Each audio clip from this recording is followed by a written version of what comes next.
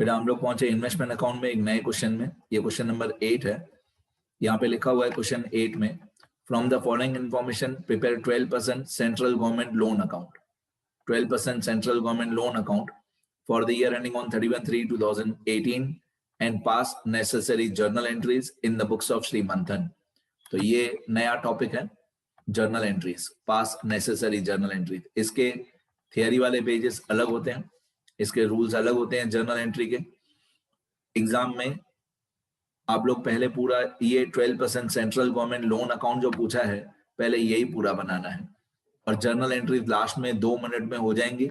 लेकिन journal entry के theory वाले पेजेस मेरे को अलग से लिखा के समझाने पड़ेंगे।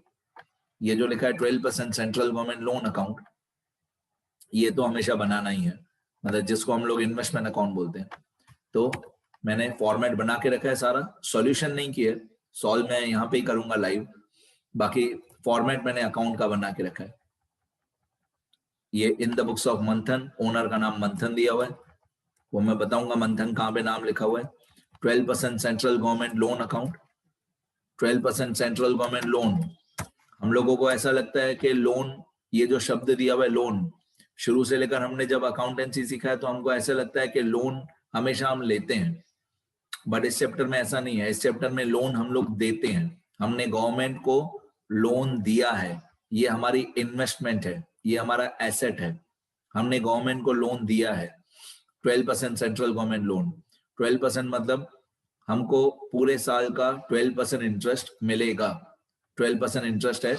अब ये जो 12% लिखा हुआ है, तो क्या होगा, पूरे क्वेश्चन में स्टार्टिंग से लेकर एंडिंग तक सब जगह पे 12% ही होगा। अब सुनते रहो, यहाँ पे लिखा है from the following information prepare 12% central government loan account for the year ending on 31/3/18 and pass necessary journal entries in the books of Shri मंथन। ये ओनर का नाम दिया है मंथन। जर्नल एंट्रीज मैं लास्ट में करूंगा, मैं यहाँ पे साइड में लिख के रखता हूँ जैसे मैं भूल नहीं जाऊं। जर्नल एंट्रीज ये मैं लास्ट में समझाऊंगा। अब in the books of Shri मंथन, अब यहाँ पे ओपनिंग बैलेंस दिया हुआ है ऑन 1/4/17, फेस वैल्यू 3,75,000, ये फेस वैल्यू है, और एक कॉस्ट प्राइस मतलब कैपिटल वैल्यू है 337500। देखो ध्यान से, दोनों अमाउंट अलग अलग है, ध्यान से देखो। फेस वैल्यू 3,75,000 है, तो मैं पहले ये ओपनिंग बैलेंस लिखूंगा ऑन 1/4/17। अब धीरे धीरे शुरू करते हैं। ये हमारा इन्वेस्टमेंट अकाउंट है, इसके कॉलम्स मैंने लास्ट क्वेश्चन में भी आपको बताया कौन से कॉलम्स होते हैं। सबसे पहले डेट, फिर पर्टिकुलर्स, फिर नॉमिनल वैल्यू या फेस वैल्यू, एक ही बात होती है, फिर इंटरेस्ट, फिर कैपिटल वैल्यू या बुक वैल्यू, एक ही बात होती है, फिर सेम यही 5 कॉलम क्रेडिट साइड पे। ठीक है, अब 1/4/17 पे ओपनिंग बैलेंस दिया हुआ है, ये 1/4/2017 पे हमको ओपनिंग बैलेंस दिया हुआ है, इसको हम लिखेंगे टू बैलेंस ब्रॉट डाउन। अब ओपनिंग बैलेंस में फेस वैल्यू था 3,75,000, ओपनिंग बैलेंस का फेस वैल्यू था 3,75,000। ठीक है, इंटरेस्ट में फिलहाल डैश डैश कर देंगे। कैपिटल वैल्यू अगर आपको याद हो तो कैपिटल वैल्यू था 337500, जो क्वेश्चन में कॉस्ट प्राइस लिखा हुआ था 337500। तो ये नॉमिनल वैल्यू हो गया और इंटरेस्ट हो गया और कैपिटल वैल्यू हो गया। ये मैंने ओपनिंग बैलेंस लिखा, क्वेश्चन में दिया हुआ है। मैं बहुत स्लो जाऊंगा, लास्ट क्वेश्चन में भी बहुत सारे पार्ट्स बन गए थे वीडियोस के, पर फिर भी मैं स्लो जाऊंगा, मैं भागूंगा नहीं, सुनना ध्यान से। ये फेस वैल्यू है और ये बुक वैल्यू है, डन। ये ओपनिंग बैलेंस की रेट है 1/4/17।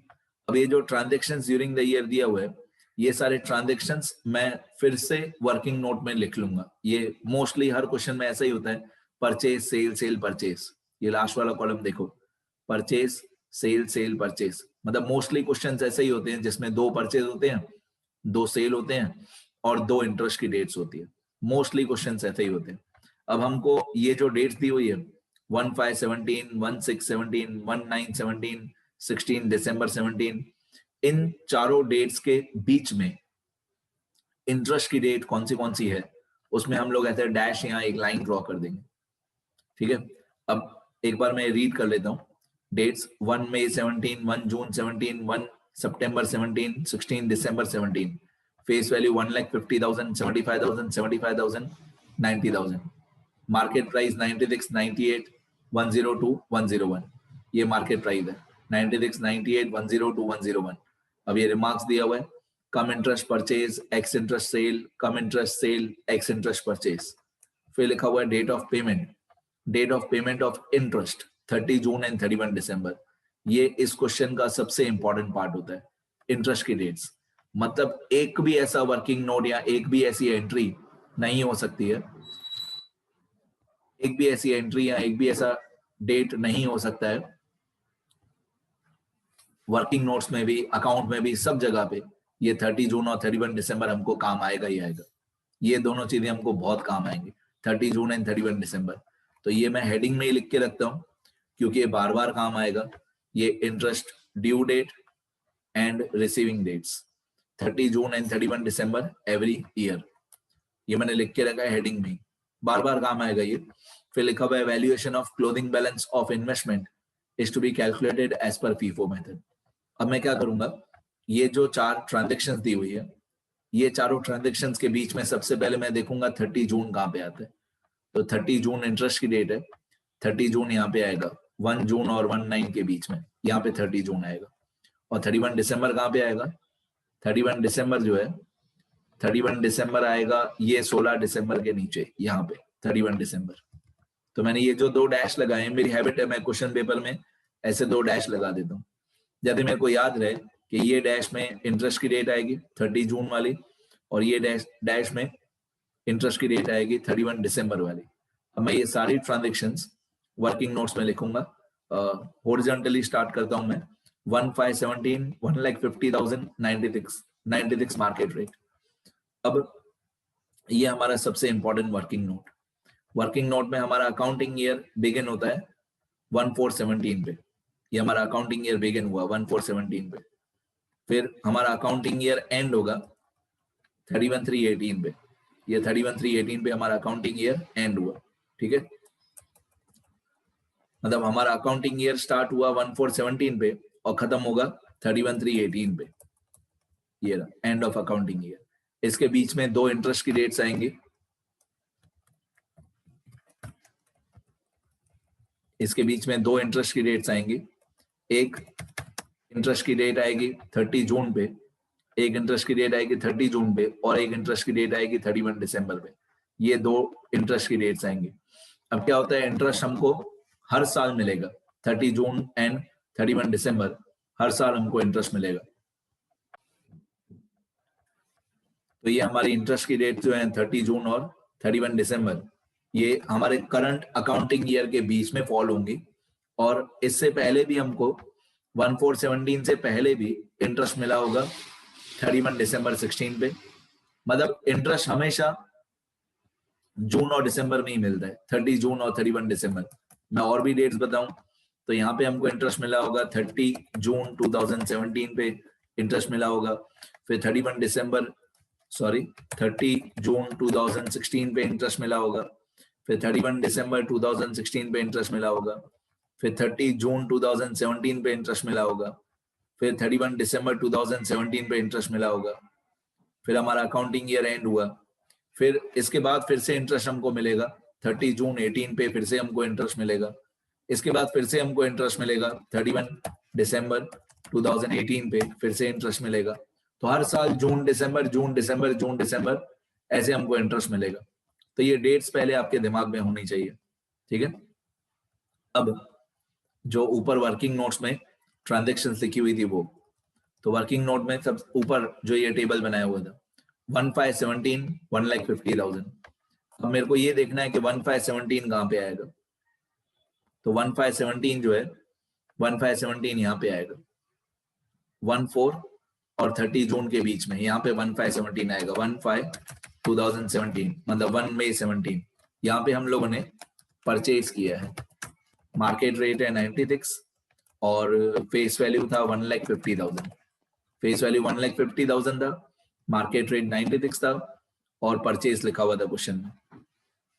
अब परचेज में लिखा हुआ था कम इंटरेस्ट परचेज. ये सब पहले से ही हम लोग वर्किंग नोट बना देंगे ना, तो बाद में दिक्कत नहीं होगी कोई भी. तो मैं यहाँ पे लिखूंगा कम इंटरेस्ट परचेज, कम इंटरेस्ट परचेज. तो ये 1,50,000 फेस वैल्यू दिया हुआ है, मार्केट रेट 96% दिया हुआ है और कम इंटरेस्ट परचेज दिया हुआ है। अब वापस ऊपर जाते हैं क्वेश्चन में। अब यहाँ पे लिखा हुआ है 1 जून 2017 75,098 एक्स इंटरेस्ट सेल। सबसे पहले मेरे को ये देखना है कि ये 1 जून 2017 कहाँ पे आएगा। वर्किंग नोट्स में जाते हैं। अब 1 जून 2017 जो है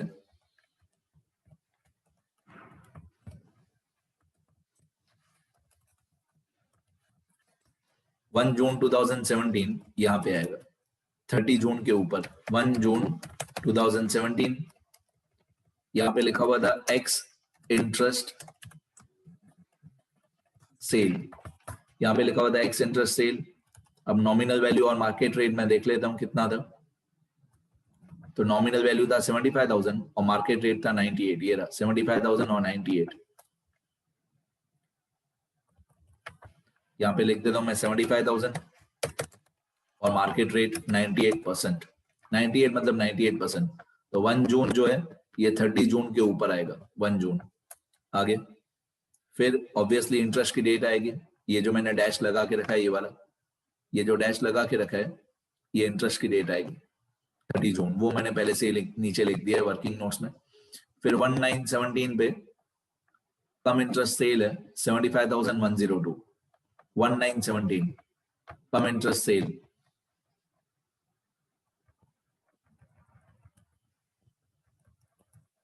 यहाँ पे आएगा हमारा 1/9/2017। यहाँ पे आएगा कम इंटरेस्ट सेल, यहाँ पे आएगा 75,000 और यहाँ पे आएगा 102%। ये हमारा कम इंटरेस्ट सेल है ऑन 1 सितंबर 2017। 1 सितंबर 2017 जो है ये 31 दिसंबर के ऊपर आएगा। 1 सितंबर 17। ठीक है, अभी तक तो मैं सिर्फ क्वेश्चन को डेट वाइज अरेंज कर रहा हूँ। ठीक है, अभी तक कुछ मैंने समझाना शुरू नहीं किया। अब ये 16 दिसंबर 17 90,101 एक्स इंटरेस्ट परचेज 16 दिसंबर 17 यहाँ पे आएगा। 16 दिसंबर 2017 101% फिर एक्स इंटरेस्ट परचेज और यहाँ पे था 90,000। एक बार चेक कर लेते हैं कुछ गलती ना हो। 16 दिसंबर जो है ये 31 दिसंबर के ऊपर ही आएगा, सही है। ये 90,000 सही है, 101 सही है। एक्स इंटरेस्ट परचेज एक बार चेक कर लेते हैं। ये 90,000 सही है, 101 सही है, एक्स इंटरेस्ट परचेज भी सही है। डन। तो ये जो पूरा टेबल था ये हमने अच्छी तरह से अपनी भाषा में वर्किंग नोट में लिख लिया। ये rate of payment of interest भी हो गया हमारा। ओके, अब बेसिकली हम लोग क्वेश्चन को नहीं देखेंगे। ये जो क्वेश्चन था इसमें से सब कुछ हमारा हो गया, वर्किंग नोट्स में ट्रांसफर हो गया। अब हम सब कुछ वर्किंग नोट्स में से सॉल्व करेंगे। देखो, सबसे पहले आ जाते हैं हम लोग हमारे ओपनिंग बैलेंस में। ओपनिंग बैलेंस जो होगा, हमारा जो ओपनिंग बैलेंस है उसकी फेस वैल्यू है 3,75,000। ये हमारा ओपनिंग बैलेंस है 3,75,000। मार्केट रेट में मैं डैश डैश कर देता हूँ, रिमार्क्स में मैं लिखता हूँ ओपनिंग बैलेंस। ये हमारा ओपनिंग बैलेंस था 3,75,000। ओपनिंग बैलेंस की डेट थी 1/4/2017। ठीक है, अब हम लोगों को ये चेक करना है कि अगर आज 1/4/2017 है, अगर आज 1/4/2017 है तो इससे पहले हमको इंटरेस्ट कब मिला था। तो ऑब्वियसली 1/4/17 से पहले हमको इंटरेस्ट मिला होगा 31 दिसंबर 2016 पे। मैंने बहुत बार बताया कि इंटरेस्ट हमेशा 30 जून और 31 दिसंबर पे मिलता है। बेटा ये जूम मीटिंग आधे मिनट में कंप्लीट हो जाएगी। मैं नया वीडियो बनाऊंगा, इस क्वेश्चन के भी 3-4 पार्ट्स बनेंगे वीडियोस के।